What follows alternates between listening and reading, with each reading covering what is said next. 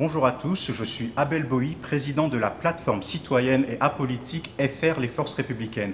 Nous avons pour slogan « Tous uniques, tous unis ». Alors, le pourquoi de cette vidéo? Nous avons vu qu'à l'approche de cette rentrée scolaire 2018, il y avait eu, notamment sur les réseaux sociaux, une espèce de gronde, une grande inquiétude qui est montée et qui a été manifestée au travers de nombreuses vidéos, de nombreux témoignages sur le fait des modules qui vont avoir lieu 3 fois par an dans le cadre scolaire au niveau de l'école primaire, du collège et du lycée qui concernent l'éducation sexuelle, la prévention et le consentement. Alors il est vrai que pour notre part, nous nous inscrivons en faux avec beaucoup de théories fallacieuses, voire apocalyptiques, comme quoi par exemple la pédophilie allait être légalisée à l'école pour septembre 2018. Évidemment, ce n'est pas du tout le cas. Néanmoins, il n'empêche que nous avons des inquiétudes. C'est la raison pour laquelle nous sommes allés à la rencontre de différents profils de professionnels, professionnels de l'enfance, professionnels de la jeunesse, professionnels du milieu scolaire, avec qui nous avons échangé, mais professionnels qui ont aussi certaines inquiétudes et qui ont décidé de vous les partager, non pas pour enflammer un débat, non pas pour jeter un anathème sur un ou une ministre, mais tout simplement pour participer au débat public d'une façon sereine et apaisée. C'est parti.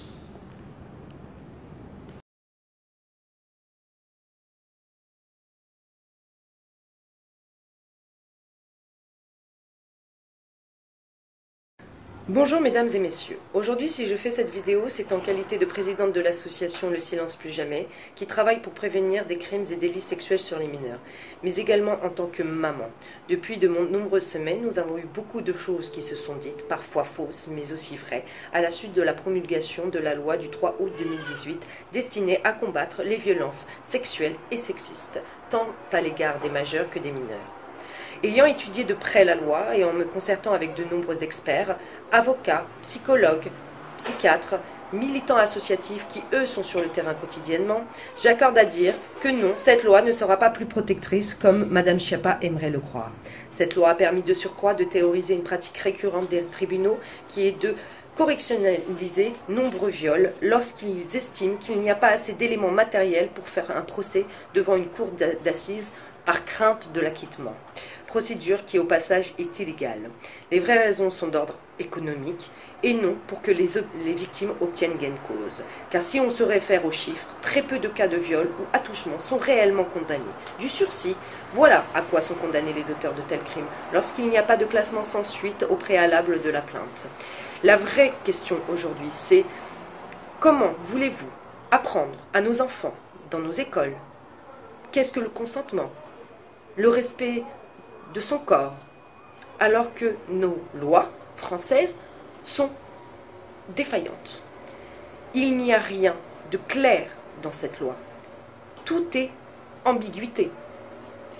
Il y a quelque temps, j'ai interpellé le président de la République, lui indiquant que nombreux parents étaient inquiets, réellement, tant pour la loi que pour le nouveau programme mis en place par Madame Schiappa, qui en soi n'est pas une nouveauté parce que c'est une loi qui date quand même de 2001, mais la réalité c'est que nombreuses écoles ne le mettaient pas en place, tout simplement parce que il y a une certaine façon de faire les choses et que ça a été prouvé que cela ne peut pas être bénéfique pour nos enfants et que cela peut avoir un impact néfaste sur leur développement psychosexuel.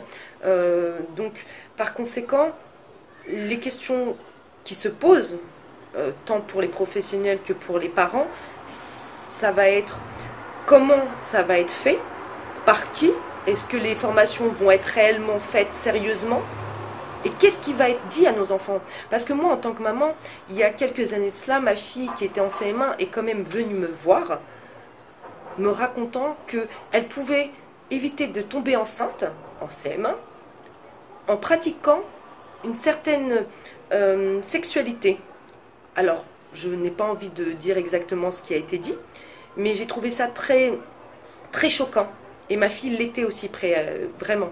Elle n'avait que 9 ans. Donc, par conséquent, je suis partie dans l'école et j'en avais discuté. Et oui, donc c'est très important de savoir pour les parents, mais aussi pour les professeurs, pour tout le monde, qui va réellement faire ces cours dans nos écoles. Et de surcroît, il y a une autre question qui va être mise en avant, et qui va être très importante finalement. Vu que nos enfants vont apprendre le mot consentement, demain, si notre enfant est victime d'un adulte,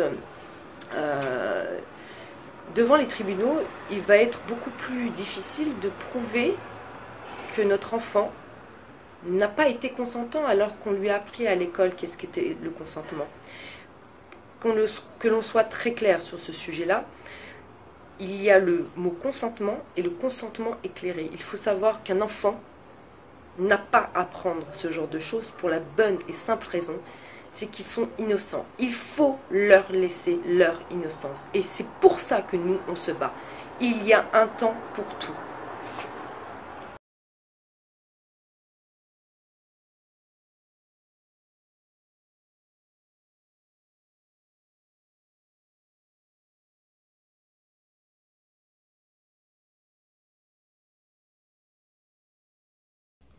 Alors, je suis Latifa Benari, fondatrice et présidente de l'association L'Ange Bleu, une association axée sur la prévention de la maltraitance sexuelle des enfants. Pourquoi cette association? Pourquoi cet axe? Tout simplement parce que j'ai été moi-même victime de viols et d'abus sexuels dans mon enfance. Et très tôt, j'ai compris qu'il fallait absolument trouver des moyens pour éviter à d'autres enfants d'être abusés. Et comment? C'était l'écoute des victimes. J'ai commencé par l'écoute des victimes et j'ai découvert une diversité de personnalités et de caractères chez les victimes. Et j'ai essayé toujours d'éviter de me projeter dans ma vie pour les aider. Et puis à 20 ans, je me suis intéressée à l'auteur. Et c'est là, la surprise était très grande, c'est que j'ai découvert la souffrance des pédophiles qui sont déviants, qui sont attirés par les enfants. À partir de là, j'ai commencé à écouter, dès que c'était possible, les personnes qui étaient dans le besoin. Et je précise, il ne s'agit pas de complaisance, parce que ce ne sont pas les profils de mon agresseur qui bénéficiaient de mon aide, et ce ne sont pas les profils de mon agresseur qui demandaient de l'aide. Voilà, mon parcours a continué dans l'ombre pour protéger les enfants de ce que j'ai subi, jusqu'à la création de l'Ange Bleu, avec l'effervescence de Marc Dutroux. C'est grâce au maire de ma ville et l'inspecteur départemental que j'ai été encouragée à créer cette structure pour partager, selon eux, mon expérience de terrain, de société civile avec les institutions. Seulement lorsque je me suis lancée en tant qu'association, j'ai découvert les failles du système. J'ai été reçue très chaleureusement par M. Bernard Stasi, qui était à l'époque médiateur de la République, et qui m'avait avisé sur les aberrations et les incohérences des lois. Et honnêtement, au fil des années, c'est ce que j'ai remarqué. J'ai remarqué que beaucoup abordent ce sujet sur la pédophilie, sur la maltraitance, mais beaucoup ignoraient tout sur ce sujet.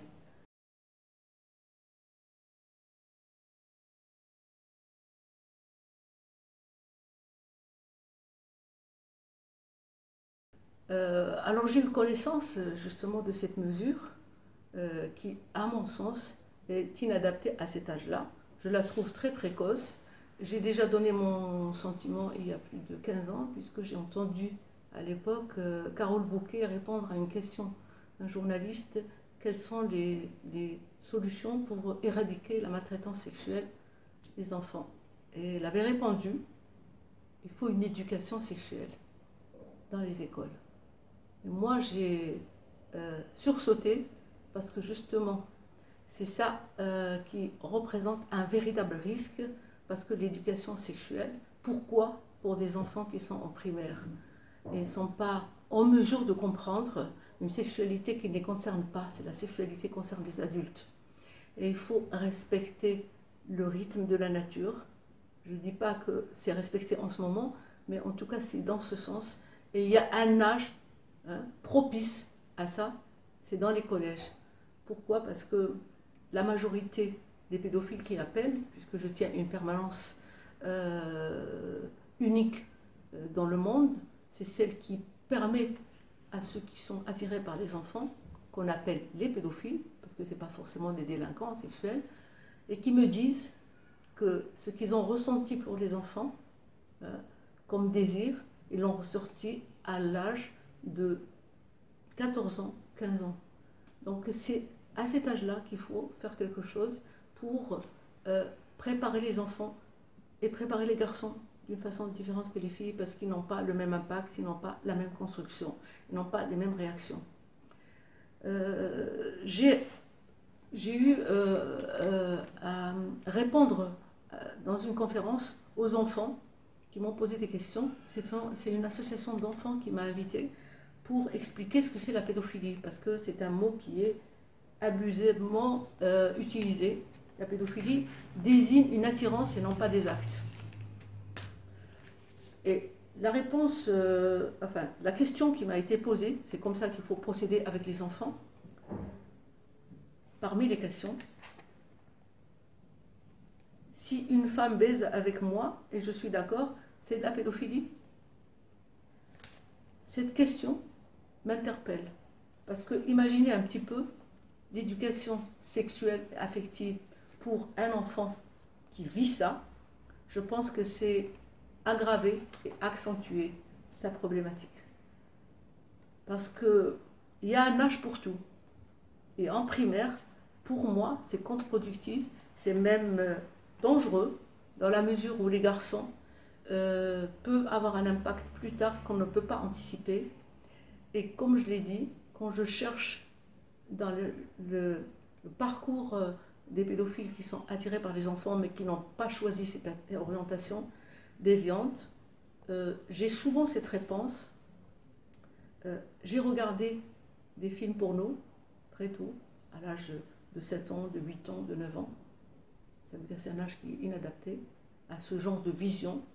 J'ai entendu le son des relations sexuelles de mes parents.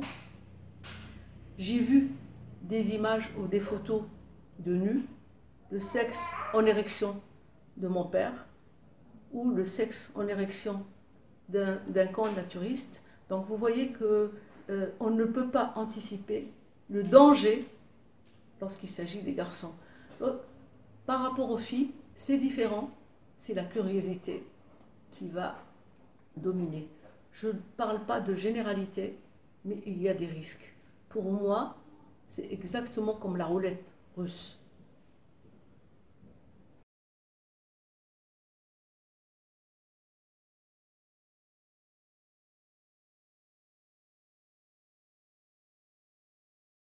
Si j'ai un message à transmettre à Madame Schiappa et à d'autres, comme je l'ai déjà dit et déclaré, publiquement ou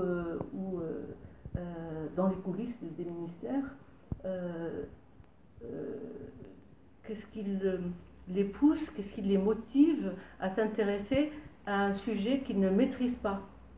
Donc avant d'aborder un sujet, avant d'élaborer des programmes, il faut qu'elle soit formée et informée pour que ça soit efficace.